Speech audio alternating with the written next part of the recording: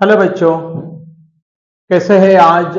आज देखो, हम लोग इस वीडियो में आपको रैंक ऑफ मैट्रिक्स अपना जो चैप्टर है मैट्रिसेस, उसमें हमने पहले वीडियो में यह बताया था कि रैंक ऑफ मैट्रिक्स कैसे निकालते हैं, राइट। उसका कैनोनिकल या इकोलॉन फॉर्म कैसे करते हैं और with the help of that हम लोग उसके रैंक बनाते थे, बराबर है। तो इसके पहले वीडियो में हमने मैट्रिक्स ऑफ ऑर्डर 2 इसका रैंक कैसे निकालना बताया है। आज हम लोग उसी को कंटिन्यू करते हुए हम लोग ये वीडियो में मैट्रिक्स ऑफ ऑर्डर 3 का रैंक कैसे निकालना ये बताएंगे, चलेगा। So let us start with problem. अभी हम प्रॉब्लम लेंगे। फाइंड द रैंक ऑफ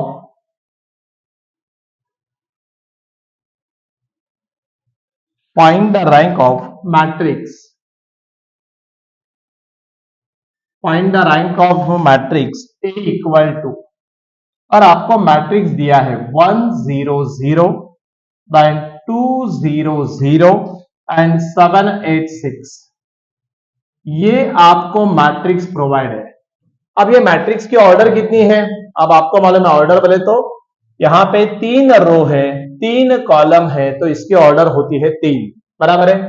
अब रैंक निकालने के लिए आपको मालूम है क्या क्या स्टेप हम फॉलो करते हैं, मैं दोबारा आपको बताऊंगा। यहां पे तो हम लोग लिखेंगे स्टेप नंबर 1, और स्टेप नंबर 1 में हम क्या करेंगे, इसको इकोलॉन फॉर्म या कैनोनिकल फॉर्म में लेंगे।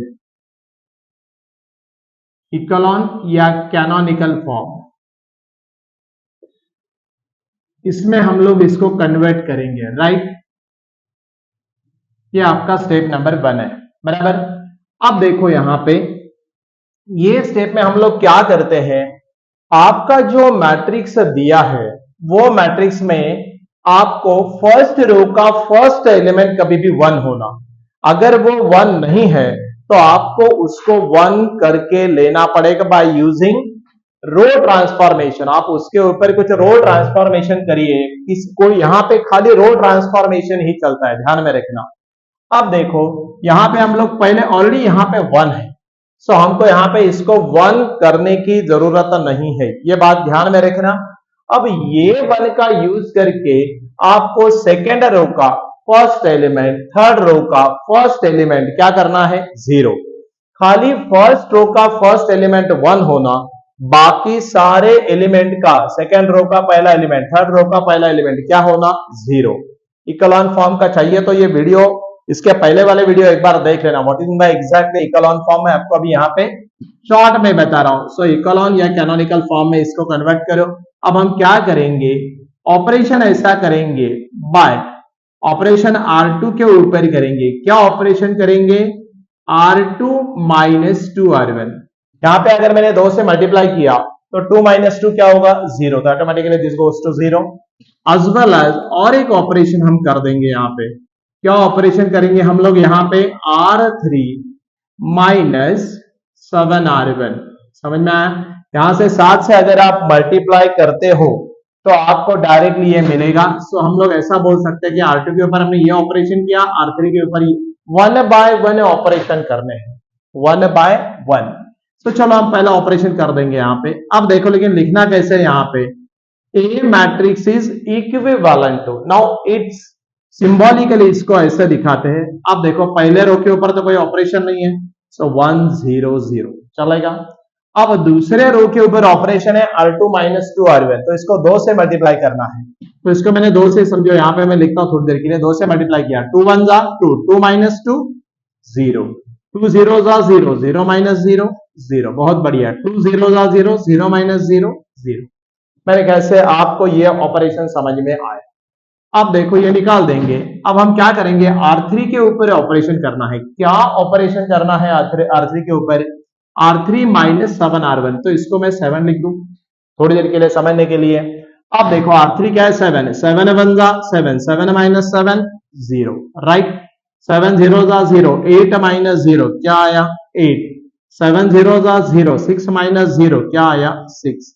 तो यहां पे आपको ये दोनों ट्रांसफॉर्मेशन करके हमने यहां पे 1 लाया, यहां पे 0 लाया और यहां पे भी 0 लाया, राइट। अगर ये तीनों रो 0 होते हैं, बीच वाला ही, तो इसको इंटरचेंज करके इसको ऊपर लेना, इसको नीचे ले लेना, राइट। सो अभी हम नेक्स्ट ऑपरेशन क्या करेंगे, R2 इंटरचेंजेस टू R3। क्या करना पड़ेगा, second operation R2 interchanges to R3 करना पड़ेगा। क्यों, क्योंकि 0 0 0 सारे रो में 0 0 0 एलिमेंट अगर आते हैं तो उसको आखिरी के रो में शिफ्ट कर देना, राइट।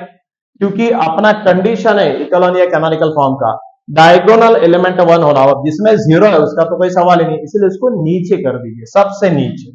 सो अभी यहां पे हम क्या करेंगे, therefore A matrix is equivalent. क्या करना पड़ेगा, 1 0 0, ये वाला थर्ड में जाएगा, ये वाला सेकंड में आएगा। सो 0 8 6 चलेगा, एंड देन 0 0 0। मेरे ख्याल से यहां तक समझने में आपको कोई दिक्कत नहीं होना। जो रो में सारे एलिमेंट 0 है उसको आखिरी में शिफ्ट करना है। कहां पे शिफ्ट करना है उसको आखिरी में शिफ्ट करना है। अब जरा ध्यान दो, ये वाला जो 8 है इसको आपको क्या बनाना पड़ेगा, 1 डायगोनल एलिमेंट। डायगोनल बोले तो अब ये पूरा डायगोनल नहीं, इसके बाद ये वाला आएगा तो इसको 1 होना चाहिए, राइट। ये जो 0 है उसकी टेंशन लेने की जरूरत नहीं। हमारा यहां पे जब हम रैंक बनाते तो मैक्सिमम नंबर ऑफ 0 रोज ऐसे हम लोग काउंट करते हैं, राइट। अब देखो यहां पे हम अनदर ऑपरेशन करेंगे। क्या ऑपरेशन करेंगे, हम ऑपरेशन करेंगे R2 के ऊपर, और यहां पे हम डिवाइड बाय सीधा क्या बोलेंगे, 8, right. So R2 divided by 8 अगर आप करते हो तो आपको यहां पे अल्टीमेटली क्या मिलेगा, 1। सो अभी देखो यहां पे, therefore this A matrix is equivalent to, पहला वाला रो तो कॉपी पेस्ट हो जाएगा, पहला वाला रो क्या होगा, कॉपी पेस्ट। दूसरा वाले में क्या होगा, देखो 0, यहां पे 8 डिवाइडेड बाय 8 मेरे ख्याल से ऑटोमेटिकली 1 आएगा, और यहां पे 6 डिवाइडेड बाय 8 है ना, यहां पे क्या आएगा, 6 डिवाइडेड बाय 8, और थर्ड वाला तो 0 0 0 चलेगा ये ऑपरेशन। अब आपको ये कैलकुलेशन कर सकते हैं, 2 3 जा 2 4 जा, तो 3/4 क्या, इज इट 3/4, यस। अब हम क्या करेंगे, इसके बाद इसको मैं दोबारा लिखूं। So this A matrix is equivalent to 1 0 0 0 1 3/4 and 0 0 0। अब ये 100% कौन से फॉर्म में आया, कैनोनिकल फॉर्म में आया, जिसका पहले रो का पहला एलिमेंट क्या होना, 1, बाकी रो का स्टार्टिंग विथ एलिमेंट क्या होना, 0। जितने 0 हो सकते रो वो हमने कर दिए, और यहां पे सेकंड इसमें डायगोनल एलिमेंट 1, राइट। अब आप बोल सकते हैं कि दिस इज कैनोनिकल फॉर्म। अब हम इसके बाद इसको क्या लिखेंगे मालूम है क्या, and therefore rank of a matrix, step number 2 में लिखो, स्टेप नंबर 2 में, and therefore rank of matrix. अभी हम रैंक ऑफ मैट्रिक्स बता सकते हैं, करेक्ट। रैंक ऑफ मैट्रिक्स अभी हम बताएंगे। सी रैंक ऑफ मैट्रिक्स जो है वो क्या है, number of non zero rose in this matrix. क्या होता है rank of matrix, non zero रोज, इसको रो ए से डिनोट करते हैं, and that is but non zero रोज, वो आपका क्या होता है, रैंक ऑफ मैट्रिक्स होता है, राइट। अब ये जो हमने रैंक ऑफ मैट्रिक्स बनाना है, अब यहां पे देखो नॉन जीरो रोज कितने हैं भाई, 1 और 2, ये तो पूरा 0 है ना, उसको काउंट में लेना नहीं, इसलिए तो उसको आखिरी में शिफ्ट करते हैं हम लोग। देखो ये 0 आया तो हमने क्या किया, R2 इंटरचेंजेस टू R3 करके उसको 0 ले आए, और अभी देखो फिर रो ए कितना हो जाएगा आपका रैंक ऑफ मैट्रिक्स, इसका 1 और 2, nothing but rank of matrix कितना हुआ, rank of matrix is denoted by letter rho A. So simple, 2 mark के लिए पेपर में आएगा क्वेश्चन ऐसा, मतलब बहुत ही सिंपल है, यही इसका answer.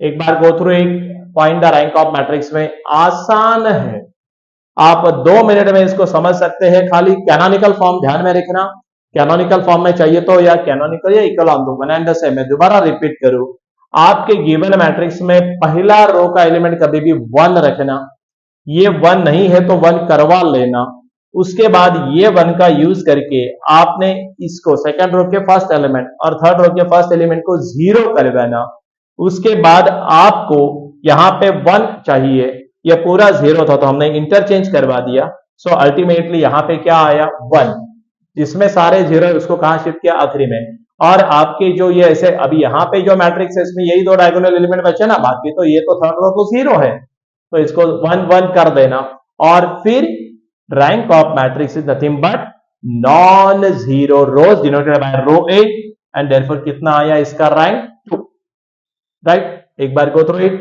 So that we will proceed to another a problem. इतना ही डिटेल में लिखे तो बस है। एक प्रॉब्लम मैं आपको चाहिए तो घर वालों के लिए देता हूं, होमवर्क है, आप करो, आपको ऑटोमेटिकली उसकी प्रैक्टिस हो जाएगी, right. So once go through it then we will proceed to another. ये आपको खास घर वालों के लिए दे रहे। अब देखो नेक्स्ट प्रॉब्लम में find the rank of matrix. ये होमवर्क है, ट्राई कर देना।